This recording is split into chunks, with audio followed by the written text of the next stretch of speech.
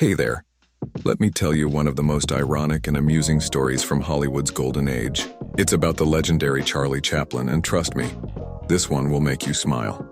Picture this. It's the 1920s and Charlie Chaplin is at the absolute peak of his career.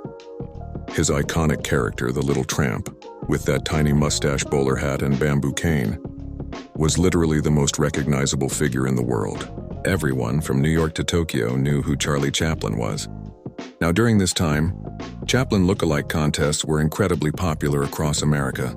People would dress up in those baggy pants, wear that famous mustache, and try to perfect that distinctive waddle that Chaplin had made famous. These contests would draw huge crowds, and contestants would spend months perfecting their Chaplin impressions. Here's where it gets interesting. One day while in San Francisco, Chaplin heard about one of these contests happening nearby. And in what must have been either a moment of curiosity or perhaps mischief, he decided to enter. I mean, who better to win a Charlie Chaplin look-alike contest than Charlie Chaplin himself, right? Well, fate had other plans.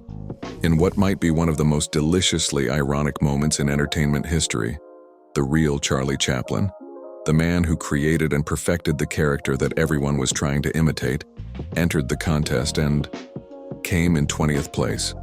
Can you imagine being one of the judges? You're sitting there watching contestant after contestant, scoring them on how well they capture the essence of Charlie Chaplin. And the actual Charlie Chaplin walks by, and you think, nah, not Chaplin enough. This story tells us something fascinating about perception and reality. Sometimes our idea of something becomes so strong that we can't even recognize the real thing when it's standing right in front of us. The judges were looking for their idea of Charlie Chaplin, which had become almost larger than life, and the real Chaplin apparently didn't quite match up to their expectations.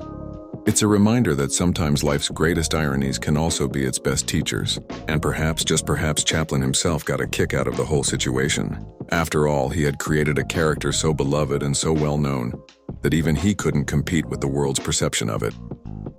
This story has become a beloved piece of Hollywood folklore, reminding us that sometimes truth really is stranger than fiction, and that even the most famous among us can find themselves in surprisingly humbling situations